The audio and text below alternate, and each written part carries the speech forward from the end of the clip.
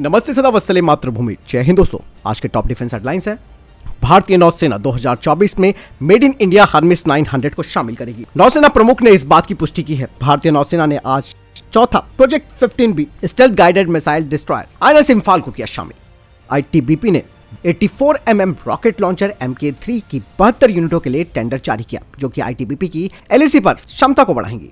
CSIR lab में wind tunnel परीक्षण के दौरान भारत का स्विफ्ट मॉडल दिखा। स्विफ्ट भविष्य के बड़े घातक स्टेल्थ UAV के लिए 1 टन का टेक डेमोस्ट्रेटर है। इसकी अब तक 7 परीक्षण उड़ानें हो चुकी है।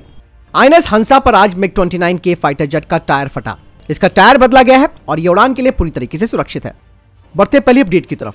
दोस्तों, भारतीय वायुसेना अपनी फ्लीट को और ज्यादा मजबूत करने के लिए अतिरिक्त मिराज 2000 फाइटर जेट्स खरीदने की योजना बना रही है। भारतीय वायुसेना विशेष रूप से ट्विन सीटर संस्करण खरीदने पर अपना ध्यान केंद्रित कर रही है। ये निर्णय इसलिए लिया गया है क्योंकि हाल ही में इसकी एक दुर्घटना हुई थी, जिसकी वजह से हमारा एक मिराज 2000 विमान नष्ट हो गया था। इसीलिए इसकी जरूरत महसूस हुई है ताकि भारत अपनी ऑपरेशनल पावर को बढ़ाए रख सके। मिराज 2000 3 दशकों से अधिक समय से भारतीय वायुसेना का मुख्य आधार रहा है, जो कि ग्वालियर एयरबेस पर तैनात 3 स्क्वाड्रनों की रीढ़ है। और इस फाइटर जेट ने दोस्तों कारगिल युद्ध हो या फिर बालाकोट हवाई हमला, इन संघर्षों में महत्वपूर्ण भूमिका निभाई। भारत लगभग 50 मिराज 2000 को ऑपरेट करता है और उन्हें 2035 तक ऑपरेट करेगा। मिराज 2000 का अब भी अपना दबदबा है और इस फाइटर की जगह लेगा स्वदेशी तेजस मार्क 2 फाइटर जेट। और तेजस मार्क 2 का पहला स्क्वाड्रन 2030 से 2031 के बीच शामिल होने की उम्मीद है। मिराज 2000 अपने सिद्ध ट्रैक रिकॉर्ड और लगातार अपडेट के साथ भारत की अतीत और भविष्य की वायु शक्ति क्षमताओं के बीच एक महत्वपूर्ण पुल के रूप में काम करना जारी रखेगा।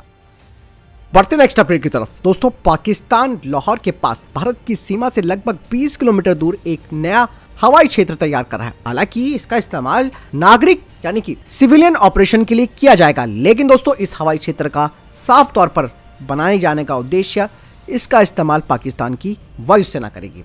इसीलिए भारत के डिफेंस एक्सपर्ट्स ने इस पर काफी चिंता भी व्यक्त की है, क्योंकि पाकिस्तान इस हवाई क्षेत्र का इस्तेमाल ड्रोन ऑपरेशन के लिए कर सकता है, जो कि भारत की सुरक्षा के लिए खतरा बन सकता है। वहीं पाकिस्तान की तरफ से कुछ सुझाव जरूर आए हैं, जिसमें कहा गया है कि वो इसका इस्तेमाल केवल सिविलियन फ्लाइट स्कूल के लिए करेंगे, जबकि कुछ लोगों ने संकेत दिया है कि इसका इस्तेमाल डेफिनेटली मिलिट्री पर्पस के लिए पाकिस्तान कर सकता है। पाकिस्तान दोस्तों यहां से अपने हेलीकॉप्टर, UAV और अन्य जो उसके विमान है उनको ऑपरेट कर सकता है, क्योंकि पाकिस्तान को चाइना और तुर्की से आर्म ड्रोन भी मिल चुके हैं और पाकिस्तान इन देशों से तेजी से ड्रोन भी खरीद रहा है। और यही नहीं, इस हवाई अड्डे के जरिए पाकिस्तान अपने ड्रोन का इस्तेमाल करके भारतीय क्षेत्र की निगरानी कर सकता है और अपने द्वारा हमला करने के लिए एक सुविधाजनक लॉन्च पैड भी बना सकता है। और भारत को अब पाकिस्तान के इस हवाई क्षेत्र के विकास पर बारीकी से नजर रखनी होगी, ताकि संभावित खतरों का मुकाबला किया जा सके। बढ़ते नेक्स्ट अपडेट की तरफ। दोस्तों, भारतीय नौसेना का फाइटर जेट एक नियमित उड़ान भर रहा था। इस दौरान डाबोलिम हवाई अड्डे पर टैक्सीवे पर टायर फट गया और टायर फटने की वजह से MiG-29 के टैक्सीवे पर फंस गया था। हालांकि इसमें कोई घायल नहीं हुआ और इस घटना के बाद हवाई अड्डे के रनवे को थोड़े समय के लिए बंद जरूर कर दिया था। हालांकि इसके टायर को बदलकर इसे फिर से तैयार कर दिया गया है।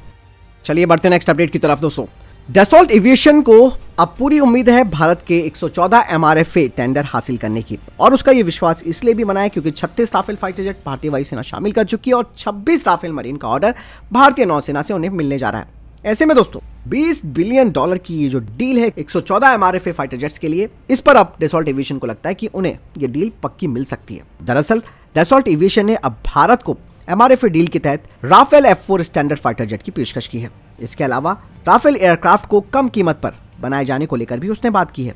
और दोस्तों, ये डसॉल्ट एविएशन का वो दाव है जो कि इसके प्रतिद्वंदियों पर भारी पड़ सकता है।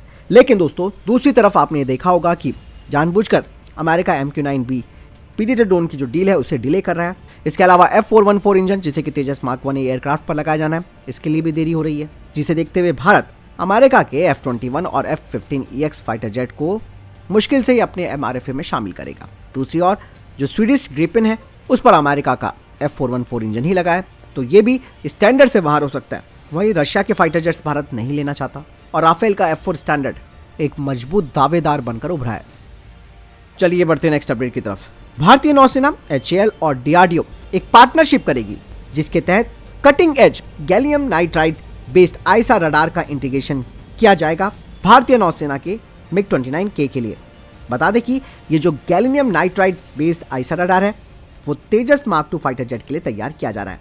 कहा जा रहा है कि इसी को कस्टमाइज करके मिग 29K में थोड़ा बहुत सुधार करके इसे लगाया जा सकता है। और मिग 29K अपग्रेड प्रोग्राम के तहत इसमें न्यू मिशन कंप्यूटर भी लगेगा, जिससे कि इस फाइटर जेट में भारतीय हथियार और वेस्टर्न वेपन्स को लगाया जा सकेगा। आपको बता दें कि ये जो रडार है वो आने वाले टेडबीएफ प्रोग्राम में भी इस्तेमाल किया जाएगा, वो भी इसका कस्टमाइज वर्जन। बता दें कि gallium nitride based I saw radar से भारत की मैरीटाइम मिशन की जो क्षमता है वो और ज्यादा बढ़ जाएगी। बढ़ते नेक्स्ट अपडेट की तरफ। दोस्तों, पाकिस्तान अपनी ताकत को लगातार बढ़ाया जा रहा है। पाकिस्तान की सेना दिखाना चाहती है कि वो किसी से झुकने वाले नहीं है। दरअसल दोस्तों, मैं आपको पहले बता दूं कि भारत ने चाइना और पाकिस्तान को ध्यान में रखते हुए हाल ही में भारत की डीएसी ने एक्सेप्टेंस ऑफ नेसेसिटी प्रदान की थी 155 mm/52 calibre mounted gun system के लिए, जिसमें कि ATAGS माउंटेड गन सिस्टम और Dhanush mounted gun system top contender है। वहीं दोस्तों, भारतीय सेना करीबन 307 ATAGS टोड आर्टिलरी सिस्टम को खरीदेगी, लेकिन इन सभी के ट्रायल्स में कुछ वर्षों का समय लग सकता है।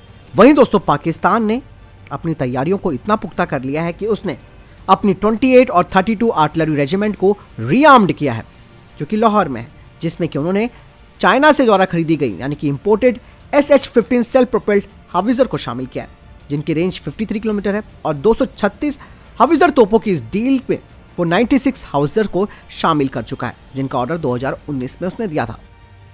बढ़ते नेक्स्ट अपडेट की तरफ।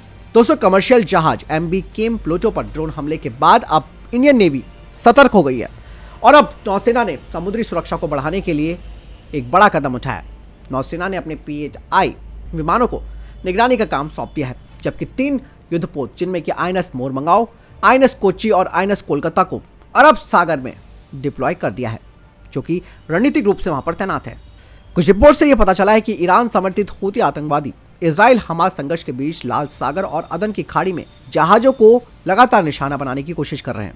वहीं MV केम प्लूटो को मुंबई में इसकी कंपनी प्रभारी के द्वारा आगे के ऑपरेशन के लिए मंजूरी भी दे दी गई है।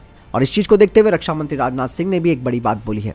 उन्होंने MV केम प्लूटो पर ड्रोन हमले और लाल सागर में MV साईबाबा पर हमले की घटना को गंभीरता से लिया है। इसके अलावा उन्होंने कहा कि हम हालिया हमलों के जिम्मेदार लोगों को हर हाल में उनका पता लगाएंगे और उनके खिलाफ सख्त कार्रवाई करेंगे।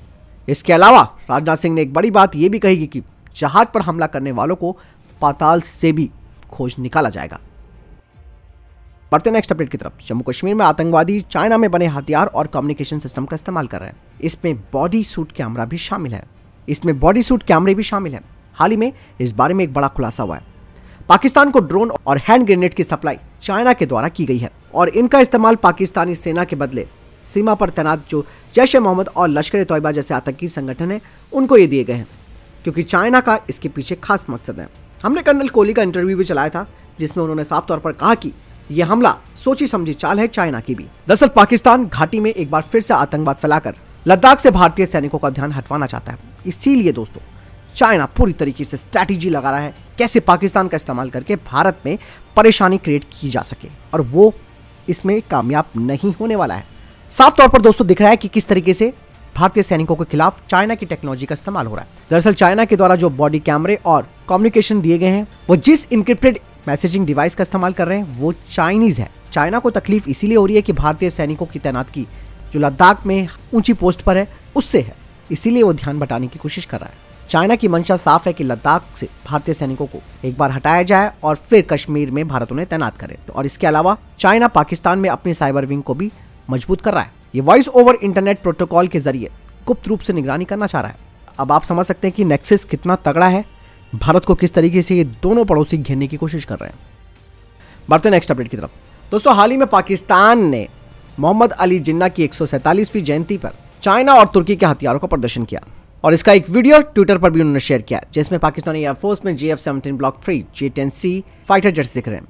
इसके साथ ही एकेंसी और बैराकटा TB2 जो UCAV है वो भी पाकिस्तानी एयरफोर्स में दिखाई दे रहे हैं। डिफेंस एक्सपर्ट्स के मुताबिक दोस्तों, पाकिस्तान की एयरफोर्स चीनी J-10C फाइटर जेट की जो तुलना है वो भारतीय राफेल से करती है। पाकिस्तान की एयरफोर्स में नए फाइटर जेट्स और ड्रोन जो शामिल किए गए हैं के अलावा इस वीडियो में दिखाई दे रहा है कि पाकिस्तान ने जो हथियार खुद से भी बनाए हैं उसमें लॉइटरिंग म्यूनिशन, नई अल्ट्रा लॉन्ग हवा से हवा मार करने वाली मिसाइल, सतह से हवा मार करने वाली नई मिसाइलें आदि इसमें शामिल है। और चीन पाकिस्तान को सबसे ज़्यादा हथियार बेचता है, जिसमें कि पनडुब्बियाँ, टैंक, युद्धपोत, फाइटर जेट्स, मिसाइल शामिल हैं। वहीं तुर्की की तरफ से भी पाकिस्तान की सेना को मजबूत बनाए जाने के काम बिल्कुल जारी है।